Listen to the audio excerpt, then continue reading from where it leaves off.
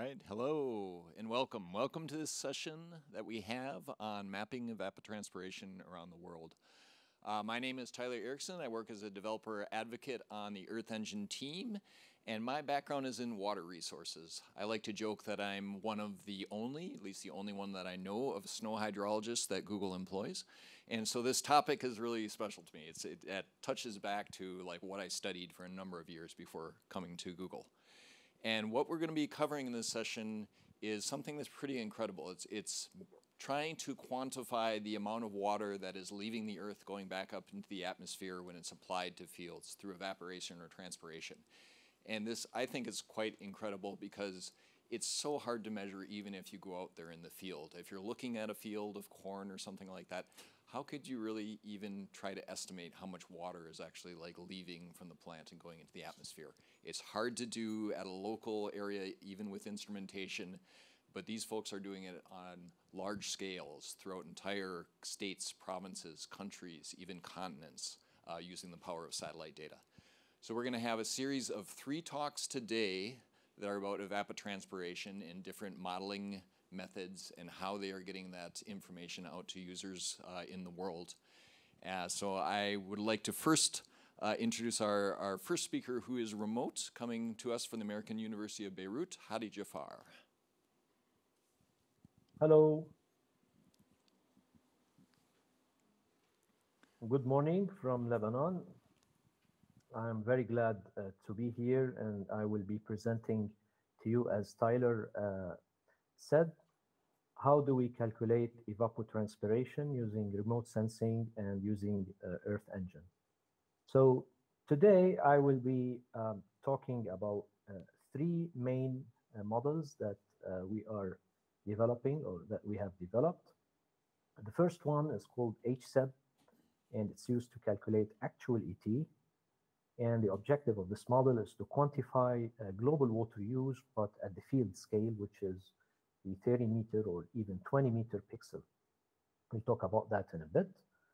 I will be also introducing the AXAT application that we developed as part of the Google for AI Social Good. And it's an application also using Earth Engine, in which we calculate crop evapotranspiration water requirements. And the objective is to provide the farmers with irrigation amounts and irrigation timing. And the third model is the Jimmy model, which is a model that calculates biomass based on actual ET. You can feed it from HSEB or any other ET model. So just an overview of the remote sensing data that is available that is useful to calculate evapotranspiration. Of course, we need the thermal data, because the thermal data will tell you the temperature of the surface, from which we can infer how much energy is used to evaporate the water that is available in the soil.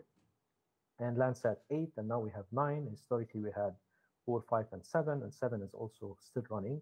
And the pixel for that is the 7 thermal pixel, and so 7 is 60 meters, while 8 and 9 are 100 meters native resolution, resampled to 30 meters. We have the Virus satellite, which has an I5 band, which is not in Earth Engine yet. It's 375 meters.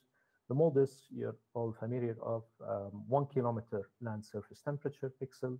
And we have the EcoStress, which is recently launched, not in GE yet, a 60 meter resolution thermal band. For the optical satellites, we have 8 and 9, and also historically 4, 5, and 7 at 30 meters. And for also we have the Sentinel-2, 2A and 2B, 10 meters from the European Space Agency, which delivers red, green, and blue near infrared at 10. They have also other bands at 60 and at 20 meters. So HSEB is the model that we developed.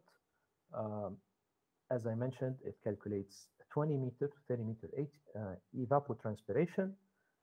This is the link to the publication that details the model. I will go quickly over how do we use Google Earth Engine to develop ET globally using HSEB. And just an overview of the model is it calculates ET from all of this data, and all of this data is available in Earth Engine, starting from the Landsat, with the exception of the Virus 375 meter band. And we have the surface reflectance from Landsat and Sentinel. It takes solar radiation data from the ECMWF data set, wind speed, air temperature, atmospheric pressure, vapor pressure, and elevation, and also the dynamic land cover data set from the European Space Agency. I will not go over the model details for a shortage of time, but in brief, we take the climate data, we also take the elevation data and the land cover data to parameterize the surface roughness necessary to calculate evapotranspiration. We do some corrections and sharpening, and we ingest the Landsat and also Sentinel. We harmonize them in Earth Engine to remove the effects of the difference of the sensors. And from these, we can derive the albedo, NDVI, leaf area index, etc. And using a simple surface energy balance model, you can calculate evapotranspiration at the instantaneous time step of the Landsat, and then you upscale it to daily. These are the typical equations that a surface energy balance model uses, starting from the latent heat flux, calculating ET as a residual of the net radiation, soil heat flux, and sensible heat flux. The most important parameter here, which is very difficult to calculate, is the sensible heat. And you need an estimate of the difference between the surface, near surface temperature and the air temperature. There are some iterations involved, also with the resistance calculations. You can do these iterations in Earth Engine, and you can arrive at the ET. So an example of 30-meter data I will be presenting here is this area is in Saudi Arabia, in which we calculated globally or over the full time series of the Landsat, the 30-meter evapotranspiration. You can see here how in the 80s the evaporation was less than the precipitation. It barely rains here. And then as agriculture expands, you can see how evapotranspiration exceeds precipitation due to underground water pumping. And then because the Saudi government later decided to decrease the abstraction from their groundwater aquifers, you can see that there is a drop in evapotranspiration. And we can do this for anywhere on Earth. There are some challenges with the model, typical challenges with other, time properties between the different data sets in Earth Engine. You have to calculate the solar radiation at the time of the overpass and then do it with paying attention to the local climate, local time zone. There are also limitations as to the number of iterations, sometimes computational timeouts, etc. These are some of the challenges we faced. We validated the model over many flux sites in Australia, Europe, and USA. And there are also issues with the footprint of the flux towers that you want to validate with. There's also the closed versus unclosed energy balance from flux towers, because as Tyler mentioned, there are also some uncertainties in those. And we got good results, comparison with even the eco stress, and with the flux data set, we got very good results for almost all types of crop cover. And in the publication, you can see, more validations and more examples of what we did. We can also, for selected locations, develop, an application in which you can draw a polygon, then you get the time series of the evapotranspiration over the region of interest. This is at the annual time step. Here you can look, for example, this is over an agricultural area in California. You can see how evapotranspiration has been dropping due to abstractions from the groundwater aquifer, also due to the recent drought that hit California.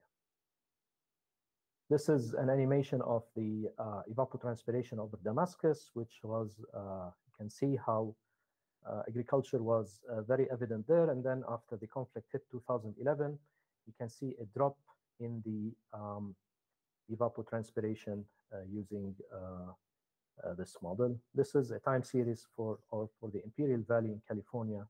And you can also use this to verify water rights or estimate how much water is being pumped from groundwater, surface water, etc. We are also doing a global application of the HSAB model with the help of Google Earth Engine. And we now have the global data for around 32 years, starting from 1990, 32 years, yes, and at the monthly scale. And this is an example of the global data that we produced.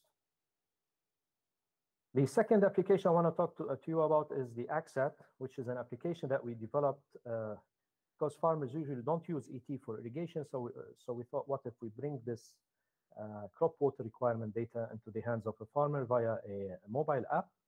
Mobile app is available on Android and on also iOS. And it takes Sentinel-2 data and ECMWF data, CFS data to give the volumes per hectare irrigation runtimes for the farmers.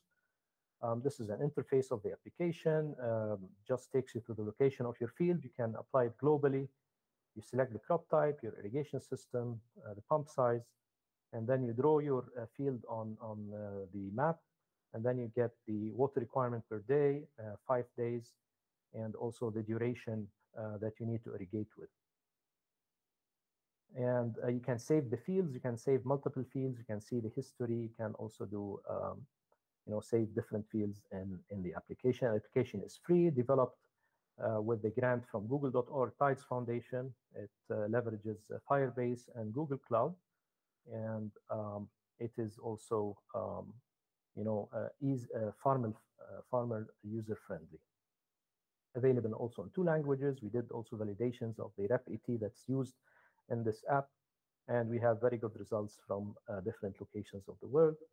There's a manuscript under publication. We also did validation on this for some fields in the Bekaa area in Lebanon. We got good results with the KC in comparison to the FAO KC of potatoes in this case.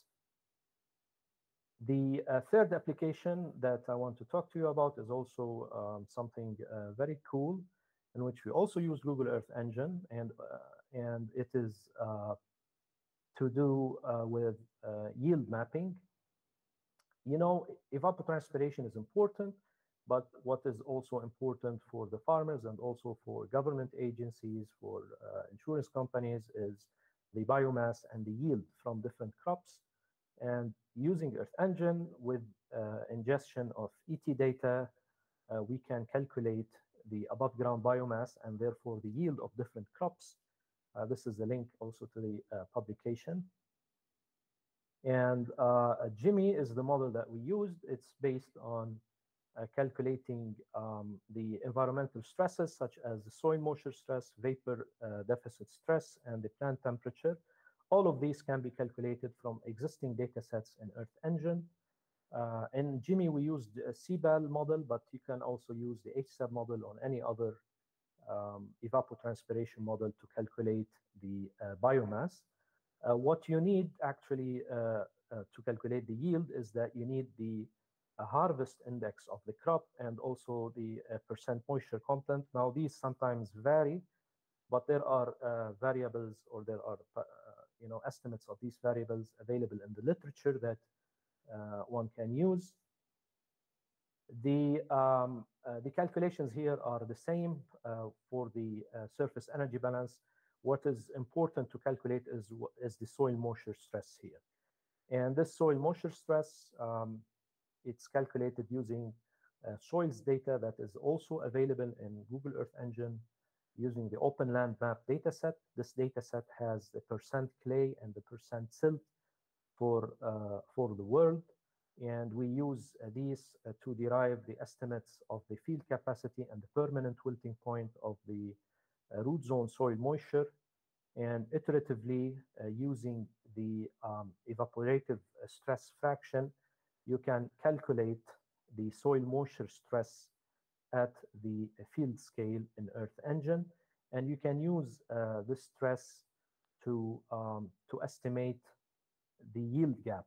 So the maximum biomass that you get is when you have no soil moisture stress, no vapor stress, and no temperature stress. But the combination of these 3 stressors will affect the biomass that you get.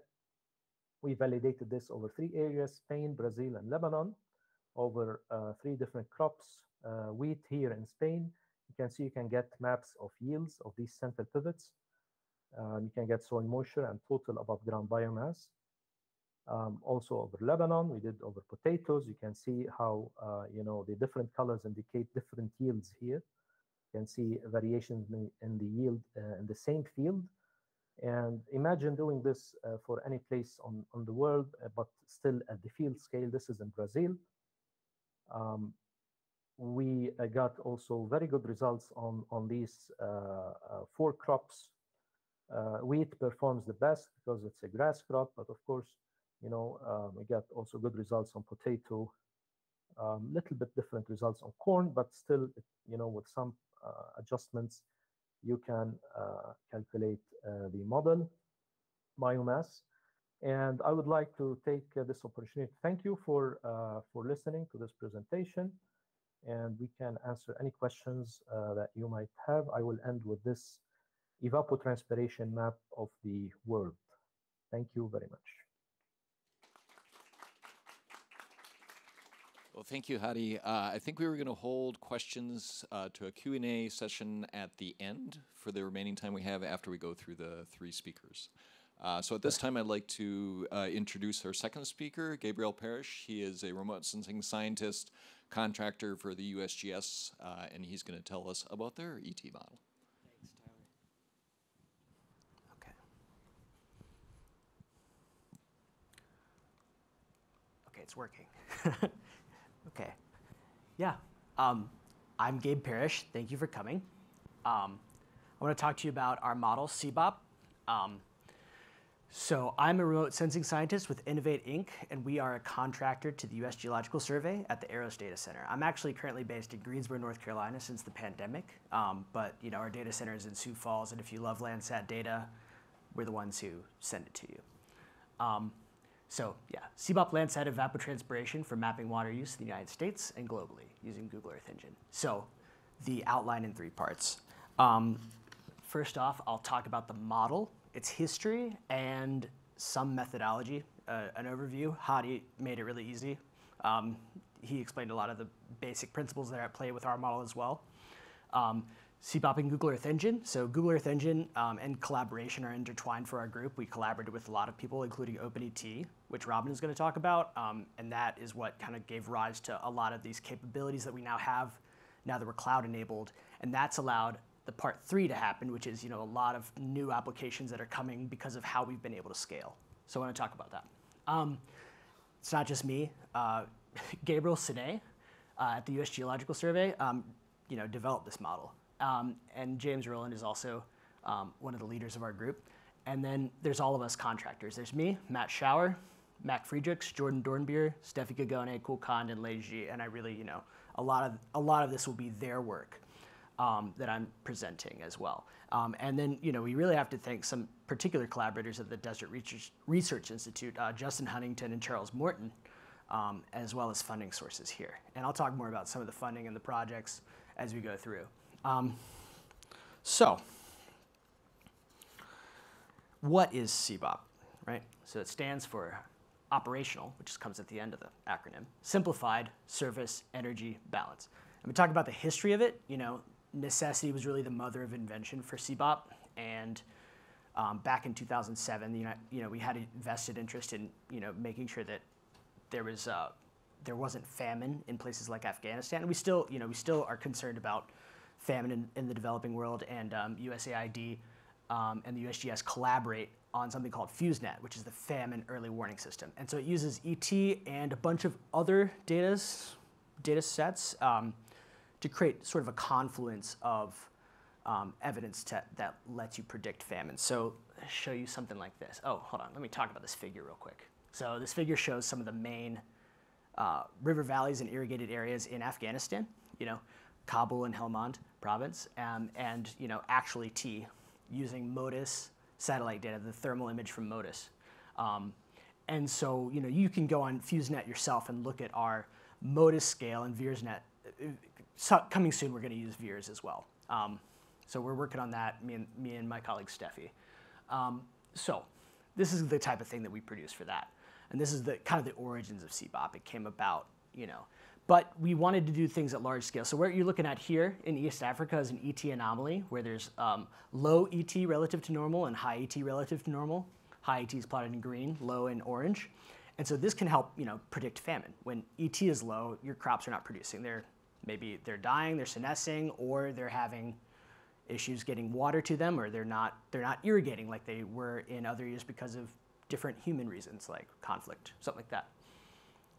So anyway, now this stuff is ingested into other value-added things like Climate Engine and Living Atlas. ArcGIS made this really cool animation of 2021, how the ET changes across North America. So you can really see some cool phenology happening through the eyes of ET. So I'll go over this really quick because Hadi once again did such a good job. But our model is in the style of is an energy balance model as well. Although we have kind of a different approach that's explained in this paper. We use the satellite psychrometric approach. And basically, the main dynamic inputs to our model, CBOP is a very parsimonious model. So really, you need land surface temperature from Landsat and maximum air temperature. And then you use those two things to get the ET fraction along with this satellite psychrometric constant. This constant is determined everywhere and for every day of the year, but it's a climatology data set. So really, land surface temperature, maximum air temperature gets you your ET fraction, and then you have a boundary, an energy limited ET condition, the reference ET, multiply that through, get actual ET. It's great. So, but we still have a big problem, even though our model is simple and relatively scalable. That's a lot of path rows and scenes. It's an issue. That's where Google Earth Engine comes in. So we are appreciating more and more as we code in other environments how easy Google Earth Engine makes our work. There's a lot that goes into making a model scale or making something on the cloud happen on the server in a nice way. So since we've been able to scale it with Google Earth Engine, we have been able to focus on different aspects like enhanced calibration. And so the enhanced calibration has led to improvements in R&D such that we felt comfortable releasing the model as a level 3 global data set. So that leads us to our first collaboration. I invite you guys to check out this link, please. ESPA has put out a collection to level 3 ET products. So you can really have our model results if you want them. Take them, take a look at them. It'll improve our model if you comment or use them and publish papers. So we really would love that. And ESPA has brought to you all of the collection 2 data that you know and love. So that's AROS. So our boss, Gabriel wants you to know the remote sensing agriculture and water management community can have globally consistent ET data that can be used for multi-scale decision making, from localized irrigation scheduling to basin water budget studies. And so we'd love for you to check it out. So it's a shameless plug. Another collaboration we've got going on is with the ANA in Brazil. I know some people are associated with that here at this conference. That's an ongoing collaboration that helps both governments meet their needs, water management needs. And then Robyn will talk more about this, but we have OpenET.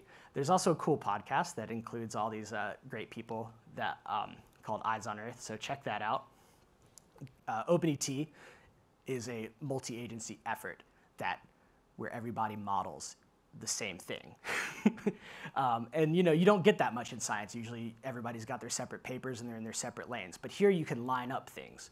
So what you're looking at in this map is an area of New Mexico. I went to graduate school right around here where this golf course is showing up, New Mexico Tech. And this is a town called Santa Casia, and this is rural. So along this stretch is the Rio Grande, and all of these they're mostly alfalfa. There's some corn and other crops growing along here, and they're flood irrigated. And you can see that all the models really tell a similar story. So this is up to 150 millimeters a month. This is the average for this part of the world. This is the average ET for 2016 through 2019 for this spot. And you can see that the models really, show the same spatial patterns along the irrigated lands. But what's interesting is, looking at the desert and these low ET areas, it's a lot harder to do. That's where, these models being all in the same place at the same time are making each other better. And so, Robyn will talk more about this validation and stuff. But you can look at a time series for a location here in alfalfa field in Sanakasi and see that the models really tell you a lot. And, you get a richness from like everybody's opinion and the different approaches taken. So it's great. So let's talk about some applications. Where am I on my slides? Okay, so so like now that we've been able to scale it thanks to Google Earth Engine, what are we achieving? I want to talk to you guys about that because it's great. What you're looking at here is kind of an unprecedented scale of ET imagery. This is our model CBOP with our latest improvements. We're going to be doing a data release after our paper is published, so you'll eventually be able to get a hold of this data if you want through the USGS. But this is an annual average evapotranspiration from Landsat. So the purple is like 1.3 meters, a lot of water. Not purple, but like blue. And so you can really see like the different ecology and irrigated areas coming out like sore thumbs. That's where we were just recently, down there in that other figure. But then you see these areas of Nebraska and Kansas and the panhandle of Texas where there's irrigation going on too. So our new methodologies, enhanced calibration thanks to Google Earth Engine, yield improvements. The blue shows reduced errors on the high and the low end of our model. That's what our calibration was able to achieve. That's really the takeaway from this figure. We're looking at water balance ET on the x-axis and CBOP ET on the y-axis. So water balance ET on a yearly basis is precipitation minus discharge, with ET being the assumed difference there. And on an annual scale, you assume that storage has not changed. So that's how that's done. And this really shows you like in a bird's eye view, big scheme, for Huck 8 basins, which is a pretty large hydrological unit code basin, that the model is doing really well. And it was always doing well in the middle range. But these overestimations and these underestimations have gotten improved. So we're really happy about that. So once you're able to model ET at the continental scale, you can do really cool things. So we're trying to get at irrigation water use, without having anybody report their irrigation. So what we do here to get this is we take a mass balance ET model that uses, precipitation, soil storage, and available energy to model ET, and then we use the energy balance CBOP model, which doesn't care about what the precipitation is. It just looks at the land surface temperature and the calibration and determines an ET.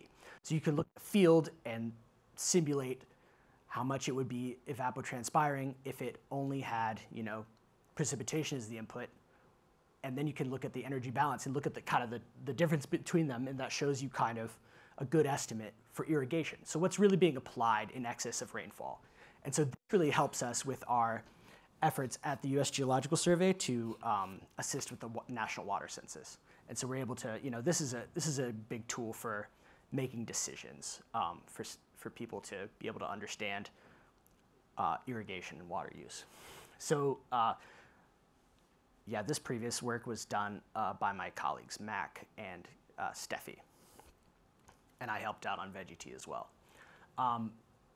Then we have my colleague Leiji has published a paper regarding the Ogallala Aquifer and Kansas, and we have a beautiful ET map showing so this is the area of Nebraska, Kansas, Oklahoma, Texas Panhandle, where the Ogallala is an aquifer that's under a lot of stress. A lot of irrigation water is pumped out of that.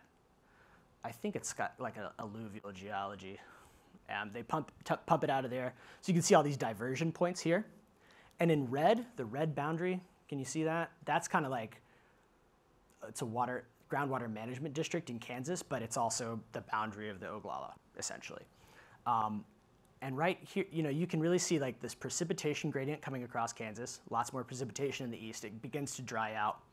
And then, but you see that ET is often very high in the west as well, and that's where all the irrigation is happening. You get that from these diversions, and this water balance really can show you how irrigation is influencing ET in western Kansas, and this is good for decision makers. And it's a local study, so you can see how you can do things at the national level, or then zoom in and take local in situ data and make that work for you. This is another cool project. My colleague Mac Friedrichs was really involved in this, and so it's a small basin but big entities, Canada and United States, right? A basin that straddles the two. And so CBOP allows us to work with the International Joint Commission and split up the water. The water is put to beneficial use, and all the stakeholders, including tribal governments and First Nations can allocate the water fairly. So thanks. I hope I covered everything, and I'll be happy to take your questions later on, and thanks for coming to the talk. Appreciate y'all. Thank you, Gabriel. Yes, we will have questions at the end, and we're doing well on time, so we're going to have a good amount of time at the end if you're thinking of your questions for the speakers right now. But right now I'd like to welcome our third speaker, Robyn Grimm, who is the director of the OpenET project, and she will be giving an overview of that. And thanks to all for coming to the session today. So I'm going to switch over to my slides. And like Gabe, I have to start by giving credit to the incredible collaboration that really is OpenET. I also work for Environmental Defense Fund. We're one of the organizations that participated in this project, but as you can see, it's a really impressive group of university partners, federal agencies, private companies, and it's one of the things that I call kind of the magic sauce of OpenET is that this whole group was brought together to make this happen, and I'll talk a little bit more about why that was so important. Probably no secret to everybody in this room, we're facing pretty unprecedented times in terms of the challenges of drought and scarcity in the western US, and that problem is being repeated in other places across the globe. And it's really tough to ask folks to manage water as carefully and precisely as they need to, given the current situation. This is one of the worst droughts, I think, in the last 1,200 years, or the worst droughts in the last 1,200 years here, without good information, right, about what's happening on the ground. And I think one of the most powerful things about tools like Earth Engine and the models that Hadi and Gabe have worked on and developed, and sort of bringing those pieces all together in one place is the ability to connect all this amazing science and technology to the people on the ground who are trying to do the best they can in this really incredibly challenging situation and make it easier for them to make good and sustainable decisions. So I'm not an ET scientist. I've been sort of working on this from the perspective of the end use cases, development, stakeholder, sort of collaborative nature of things and the project management side of things. So I'm really going to focus today on who this is helping and sort of how we can continue to catalyze use across the West and hopefully more broadly as time goes on. So OpenET is an online water data platform, as folks have mentioned, that was built by the team that I showed earlier. And what it does is it provides field-scale evapotranspiration data to folks via an online platform that's publicly available, I'll show in a little bit, across the 17 Western United States. And I'm going to just take a moment. This is a screen grab. Like I said, I'll demo it in a little bit, so I'm going to go quickly through here. I just want to re-emphasize the importance of this variable to water management. We've heard some definitions already, but ET is really a really critical piece in a water budget, right? Because once water falls or is applied to the landscape, it's going to do a couple of different things, right? And some of it may recharge a groundwater basin. Some of it may flow off back to a local canal, back to the local river. The evaporation and transpiration, that's the piece that's actually gone, right, and not available for reuse. It's gone back up into the atmosphere. So the analogy we like to make about it is trying to manage water without an understanding of ET is kind of like trying to manage a household budget or any budget without knowing how much you're spending day to day.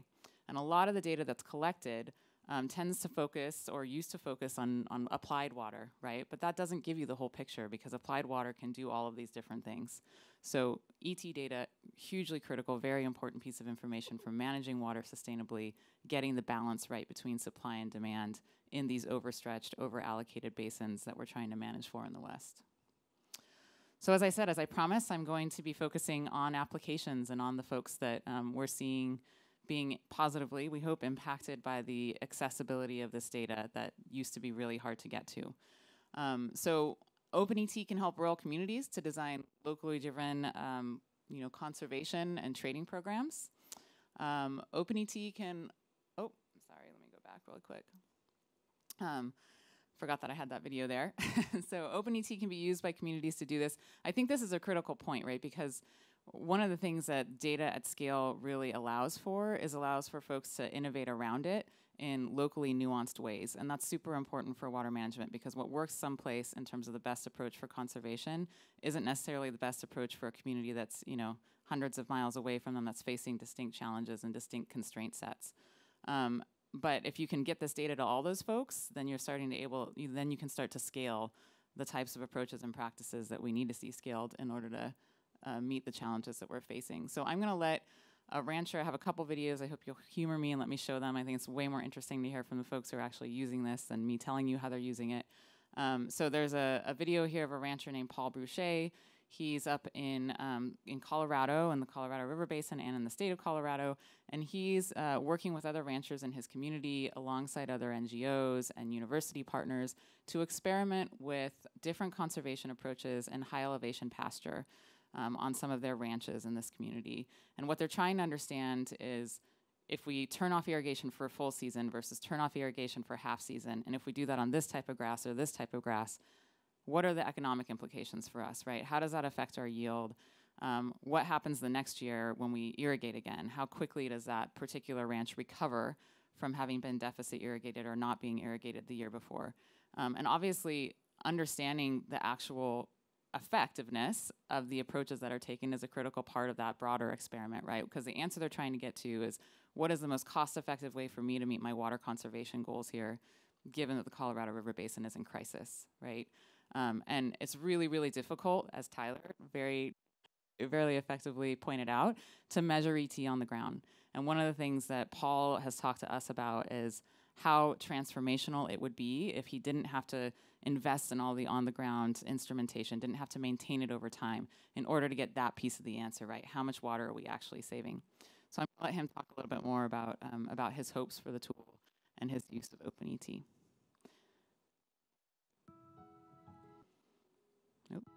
My name is Paul Bruchet. I'm a rancher just outside of Grimm, Colorado.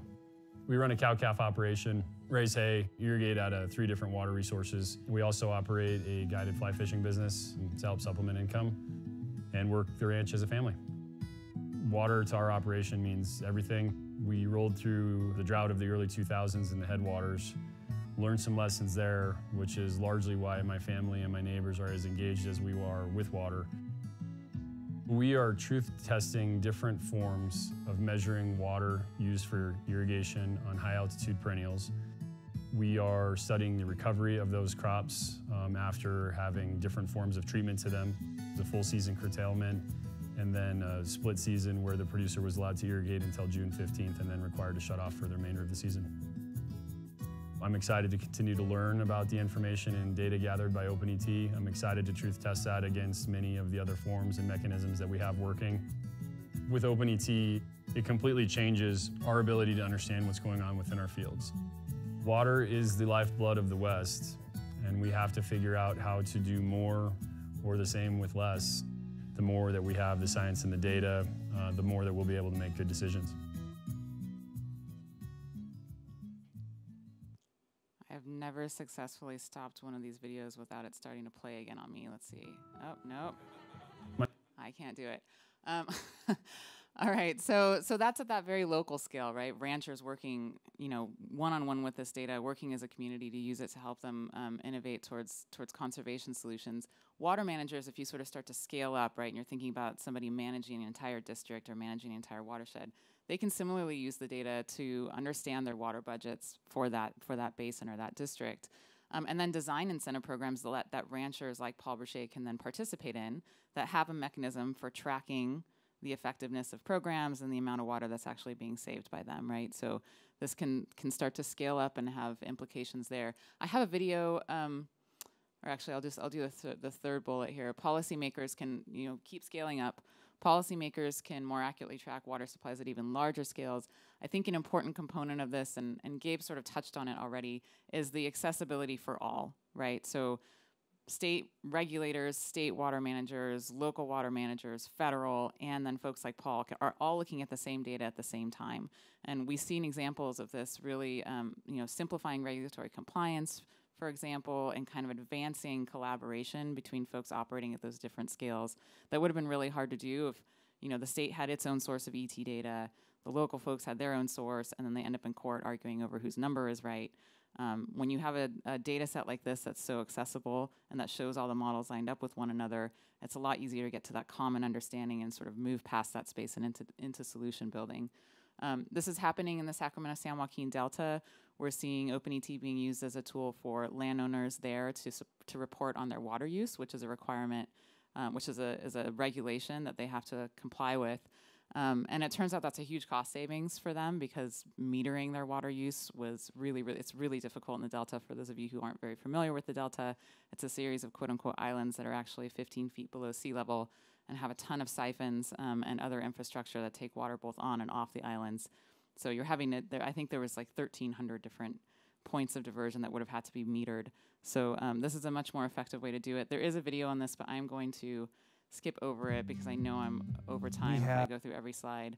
Happy to show it at the end if folks want to see it. We also have a YouTube page, so I encourage people to go there and look at some of these videos.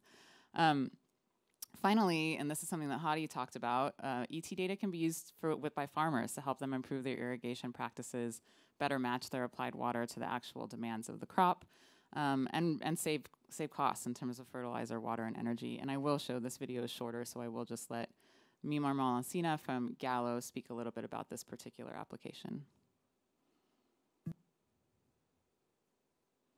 Today we are in one of the Gallo vineyards in Sonoma Valley. This is about 300 acres of wine grape. This year we've had already 3 episodes of heat spikes with the reservoirs emptier than they were before because of the drought. So we have a certain amount of water to go through the season. That is where adjusting irrigation as much as possible to the water needs and not wasting a single drop is going to help us. ET is the real amount of water that is being used by the vineyard. So the ET data in some cases will help us detect over-irrigation and therefore we'll end up with significant water savings. In other cases, it's going to help us to distribute better that water at every moment in the season.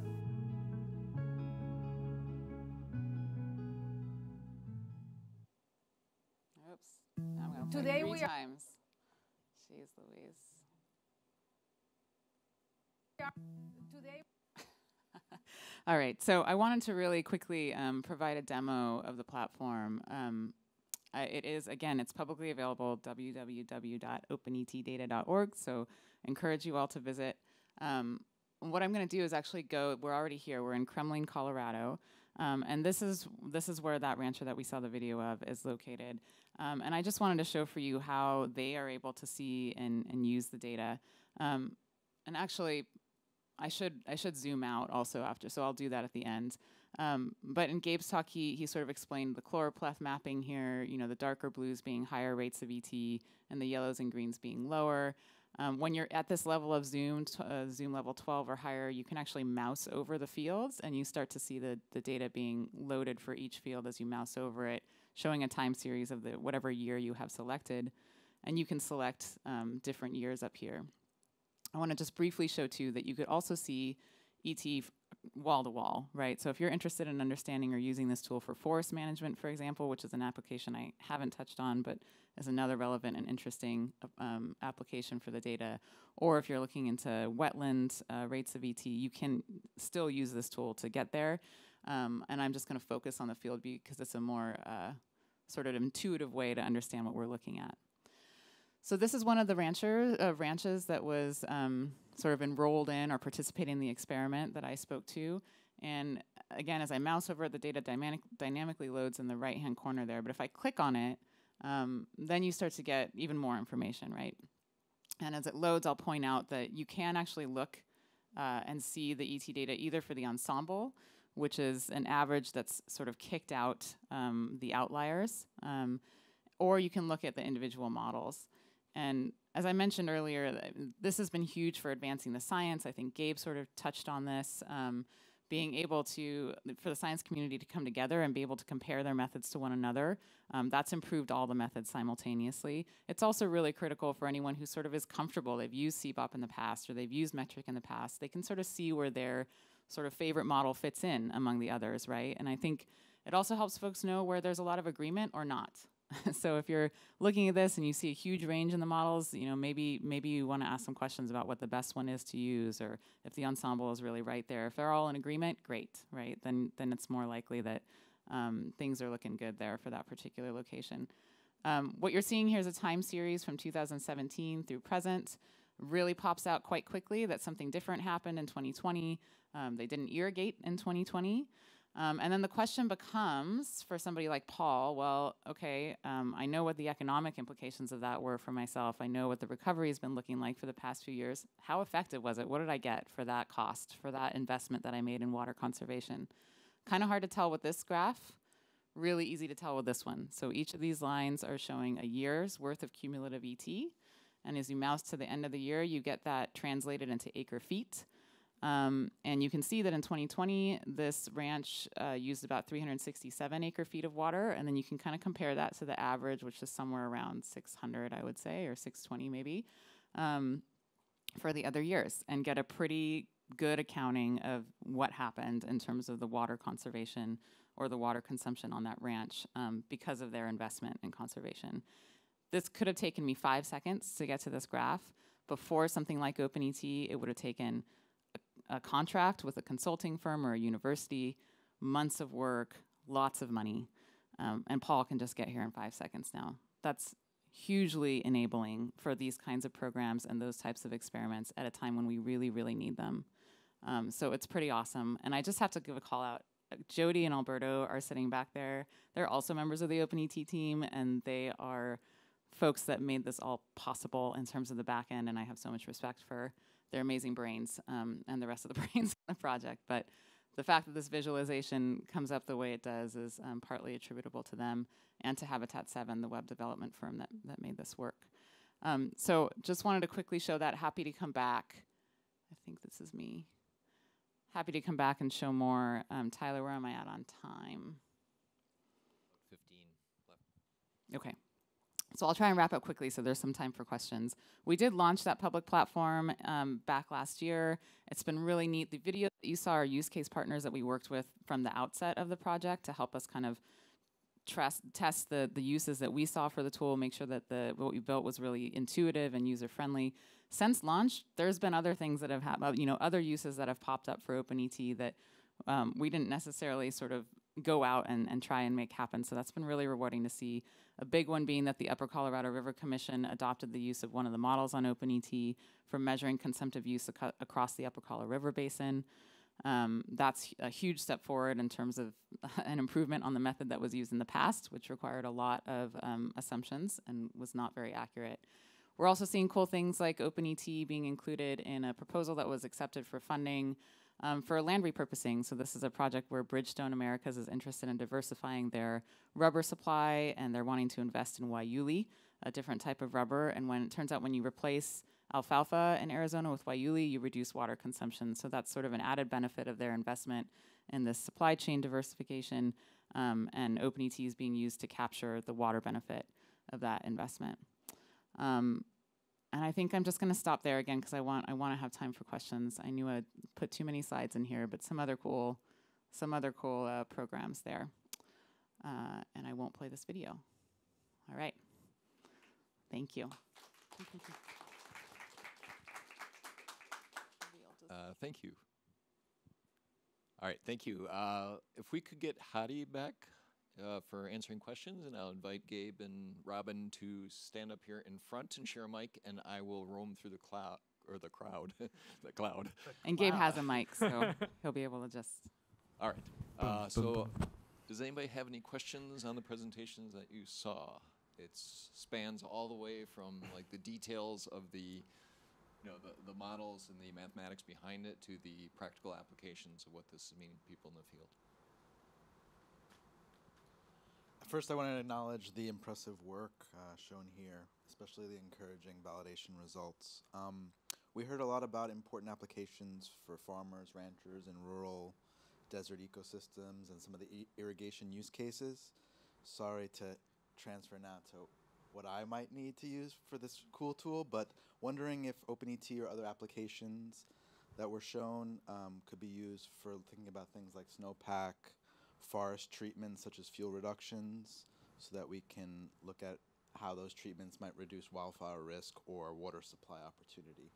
So I'm talking a lot about like the Sierra Nevada in California, where ET is very important, and it's not so much for agriculture, although Central Valley is part of that, but also just for wildfires and some of the benefits that those forests, when healthy, provide. Mm-hmm.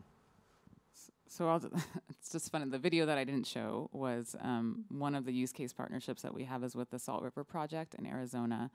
And they are using OpenET to help them understand the ET implications related to forest thinning efforts that they're undertaking in their watersheds, because one of the things they're looking to quantify is the benefit of those investments in fire mitigation in terms of water into their reservoirs and available downstream. And they're also looking to understand, as new growth comes in after a thinning project, so the timeline of sort of picking up on that rate of ET again in that same place. So there's already an example of it being used in that way. Blue Forest is an organization that's contacted us with interest and sort of, is that you? Great. I've talked to your colleagues, and we're sort of thinking through a way to put together a proposal and maybe get some more funding towards that use. All right, other questions that we have here in the audience? I guess I have one myself for Hadi. You were showing that it is a global outputs that you're getting from the HSEB model and some validation sites around the world, but noting that it's hard to get validation and some of the continents even will only have a few different validation sites. How would you suggest that people that want to use it at a local level can work with the outputs and bring in their own validation data? How would they go about doing that to build trust in the data that is being produced on this global scale? It's an excellent question, Tyler, and it's as you know, it's very challenging to get feedback from local locations. I'm sure the OpenET folks also have their input on that in terms of how does the data match with with the ground data. But the thing is, we don't know what the actual water use is, even with the local applications. So if you have, for example, a farmer who's been applying the water at this rate, it's fairly impossible to know the exact what is the real water requirement just from just field knowledge, because there could be like some leaching to the ground aquifers, there could be some runoff, there could be like some diseases with the crops, some areas where you have like more or less fertilizers, which would also affect the water use. So I think it should be maybe at some point in the future, if we can have a system for collecting anonymous data or an application that the farmer can feed in their data, and then we assess this data using machine learning, and then try to do some model calibration at local scale. That should be something to think about. I'm not sure if other colleagues in the room would have a different opinion on that. Yeah, because of this thing. I also have things to add. When I showed the net irrigation image on those Huck 12, I think it was.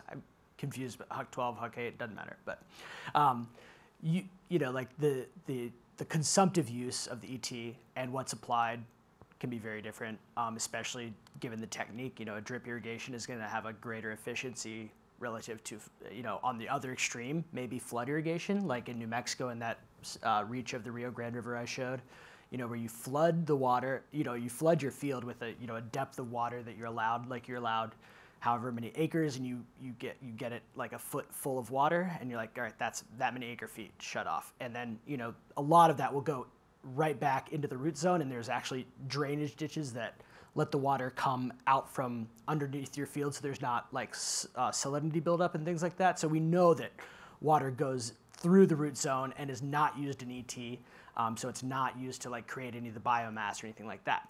And so like even a farmer who knows how much water they put on their field does not know what they consumptively used without a lysimeter or something hard, you know, hard to do.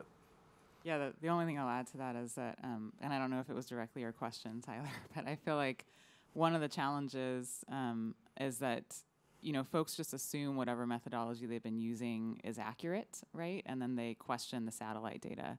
And so I think one of the things that we're gonna have to invest in as a community, not necessarily OpenET directly, but working with states and federal entities, is sort of a standard for accuracy assessment and ground truthing.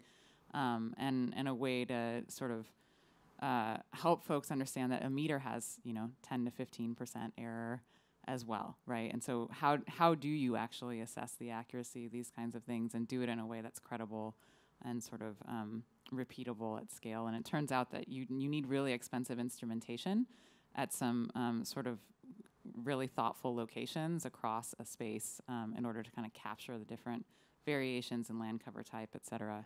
And that it's expensive and difficult to find landowners willing to put that stuff on their property. So I think that's a whole sort of separate program that I'd love to see states and the federal government and other places across the globe investing in. Yeah, and you know, the gold standard is a flux tower. But if the wind direction changes, you're sniffing the water vapor off of maybe even a neighboring field and not the one that maybe you wanted to measure. So it's hard for an individual landowner to do that. I just want to add one little thing. You know, for example, for the AXAT application, when we did a workshop for the farmers, and we were able to convince like some farmers to, or they actually brought up this idea of, okay, they will dedicate part of their land to to follow the irrigation recommendations of the application, and then compare the performance of that to their own, to farmers' practice kind of irrigation. So it's important to engage with the locals at the field scale, and to follow up with them on the progress of the technology used in their fields. This is key for the success or to make impact with the research that we are doing. Right. Oh, we have one more question here. Oh, two more questions. Let me pass this. Hi, I was just wondering if any of these efforts are used towards enforcement of water usage or anything like that, or is that something you discourage because it might scare off engagement? The way that we put that is we've been really focusing on and looking to encourage win-win type solutions, right, where it sort of brings the regulatory and policy-making community together with farming communities and allow for sort of flexibility at the local scale to manage these challenges rather than the top-down approach. Certainly there's been interest in that. I will say in the state of Oregon, OpenET was incorporated into a bill around marijuana enforcement. And it actually led to a huge sort of set of alarm bells going off in certain stakeholder communities there about tying this tool to regulation, and actually resulted in funding that was supposed to go to OpenET being cut and not going to OpenET. So, I think our hope is that what this tool does is allows for the sort of bottom-up approaches to come first, right? And that stick then doesn't have to get used in as many cases. But, you could certainly use it to compare to water rights and things like that. Obviously, right? It's possible. Hi, I am Juliano from URGS in Brazil and work in map biomas water. I would make a question about specific model or in some case when you talk Hadi, do you talk do you use the interactive process to estimate the heat flux? A lot of models use the concept the wet and dry pixels. In our model, use this how you can solve this for larger areas. Normally, you use for a SAN, a Landsat SAN scale for determine the hot and dry pixels. Another one is, what do you think about the application of these models in subtropical, in subhumid climate? Is the case of south of Brazil, Uruguay, and Argentina. Do you have precipitation every month of the year, but during the growth season have a hydrologic deficit from the atmosphere? Is different where do you have in a semi-arid climate? Shall I take that? Yeah, go for it. Oh, okay. The hot and cold pixel is an established concept. I used it, when I developed the Jimmy approach, I used the CBAL model, a modified version of it. The problem with that is that it's hard to scale globally because you need to run it locally for every Landsat scene. And if you change, for example, the size of the Landsat scene, it will give you a different ET if you have different hot and cold pixels. So we tried that a lot. So I tend to use directly the difference between the surface temperature and the air temperature. And the air temperature, we get it from the ECMWF, which is the highest resolution weather data available now on Earth Engine. But we do some downscaling of this weather data to match the local topography. And you can also add machine learning approaches to improve the downscaling of that. So in this way, you can scale the HSEB to do globally. For the second question about the sub-performance of the model in subhumid climates where you have precipitation every month, we are looking into the available flux towers in those regions, and we're still analyzing the performance of the model at the monthly scale. There are some challenges with the clouds, but again, if you have rain every month, then I wouldn't assume that irrigation is a problem. So in terms of the application, the result, okay, it's good to have an accurate result at the field scale, but the error here, it's like, you carry your umbrella, but it's not raining outside. So it's not as important as you have, the uncertainty in a semi-arid region when farmers depend on irrigation and you need an accurate amount of irrigation. But it's still under, an development, or let me say under a study, because we lack flux towers in tropical regions, and especially in the Amazon, for example, and also in tropical ranges of Africa or the subhumid areas. But the ECMWF validation looks like, we have a reasonable agreement with local stations that we were able to access. But of course, the more data from the flux towers that are available publicly, the better we can assess the performance of the models. All right. Thank you. I think we'll cut that off there just because we are at time, but I invite you, if you're here locally, to for the speakers that are here in person, to ask additional questions during the break here and throughout the conference. So could we get one last round of applause first? Thanks, everyone. Thank you.